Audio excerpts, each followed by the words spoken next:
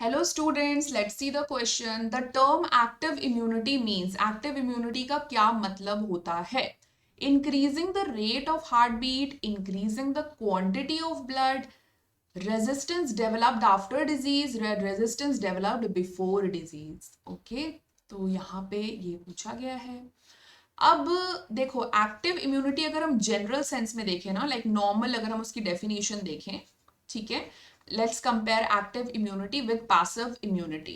ठीक है, तो सिंपल अगर हम इसका मतलब देखें तो एक्टिव इम्यूनिटी वो इम्यूनिटी होती है जब अगर हमारी बॉडी खुद कोई रिस्पॉन्स करती है, मतलब खुद एंटीबॉडीज प्रिपेयर कर रही है फाइट करने के लिए अपने आप, मतलब हमारी बॉडी कर रही है, आवर ओन बॉडी और आवर ओन बॉडी और immune system is creating the antibodies. But passive में हमको कहीं और से मिलता है, जैसे मदर से मिल सकता है या प्रीफॉर्म्ड एंटीबॉडी मिल सकती है. So this is from outside source. Okay, so अब हम इसमें कंपैरिजन कर लेते हैं. Increasing the rate of heart beat, तो हार्ट बीट से तो इम्यूनिटी का यहाँ पे लेना देना है नहीं, तो that is wrong. Increasing the quantity of blood, blood की क्वांटिटी तो बढ़ नहीं रही है अगर इम्यून सेल्स एक्टिवेट भी हो रहे हैं तो दैट इज रॉन्ग.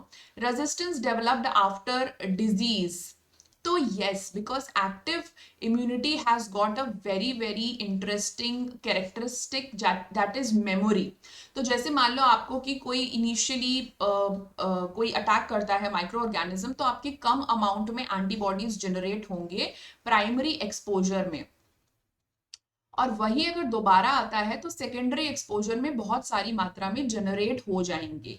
तो आपका डिजीज के बाद बेसिकली एक तरह का resistance develop in the sense कि मतलब बहुत सारी एंटीबॉडीज जनरेट हो गई हैं, तो वो एक तरह का रेजिस्टेंस डेवलप हो जाएगा. तो ये सही हो सकता है. ऑप्शन 4 है resistance developed before the disease. तो अगर डिजीज हुआ ही नहीं है या हमें अटैक ही नहीं हुआ है तो फिर रेजिस्टेंस कैसे डेवलप होगा? तो यहाँ मेमोरी की तो कोई जिक्र नहीं हो रही ना. तो एक्टिव इम्यूनिटी के पास मेमोरी है, तो यहाँ पे मेमोरी वाला अगर हम कंसेप्ट लगाएं तो यहाँ पे राइट आंसर होगा option number C. Okay, all the best.